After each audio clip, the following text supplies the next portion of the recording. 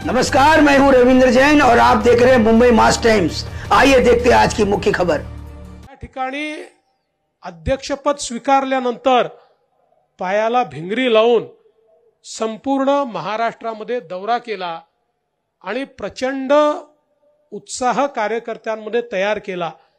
आणि ज्यावेळी आपल्या लोकसभेच्या निवडणुकीमध्ये आपल्याला मनासारखं यश मिळालं नाही, त्यानंतरही कार्यकर्त्यांना आम्ही सांगितलं होतं की we are down but we are not out, we are not finished, आम्ही पुन्हा येऊ हे सांगितलं होतं।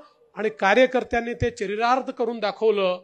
आणि मी माननीय गडकरी साहेबांचे आभार मानेन की या संपूर्ण निवडणुकीमध्ये नितीनजींनी निवडणूक अंगावर घेतली आणि महाराष्ट्राच्या कानाकोपऱ्यामध्ये जाऊन त्या ठिकाणी सभा घेऊन कार्यकर्त्यांमध्ये उत्साह निर्माण करून एक प्रकारे आपल्या या प्रचाराला नवीन दिशा देण्याचं काम त्यांनी केलं।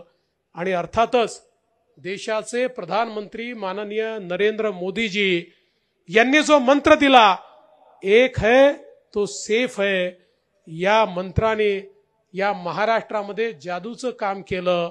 आमच्या लाडक्या बहिणींनी, आमच्या शेतकऱ्यांनी, आमच्या सामान्य माणसांनी, दीन दलित गोरगरीब आदिवासींनी, आमच्या ओबीसींनी, आमच्या विविध समाजातल्या लोकांनी ज्या प्रकारे एकत्रित येऊन एक अशा प्रकारचं मॅन्डेट दिलं। अनेक वेळा लोक म्हणतात भगवान देता है तो छप्पर फाड़ के देता है, अशा प्रकारचं मॅन्डेट। आणि आमच्या मित्रपक्षांसहित माझे सहकारी राज्याचे माजी मुख्यमंत्री आणि आताचे उपमुख्यमंत्री माननीय एकनाथराव शिंदेजी असतील किंवा आपले राष्ट्रवादी काँग्रेसचे अजितदादा पवार असतील किंवा रामदासजी आठवले आणि आपले छोटे छोटे सोबतचे पक्ष असतील, या सगळ्यांच्या सहकार्यामुळे एक चांगला विजय आपल्याला मिळाला।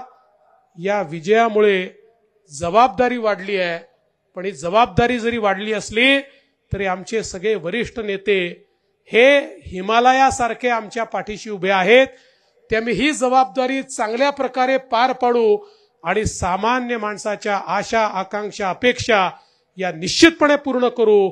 आणि अटल बिहारी वाजपेयीजींनी ज्या नवभारताची मुहूर्तमेढ ठेवली, ज्या नवभारताला एक नवीन दिशा माननीय मोदीजींनी दिली, त्या नवभारतामध्ये माझा नव महाराष्ट्र हा सर्वात पुढे असेल, हा विश्वास आपल्या सगळ्यांना देतो।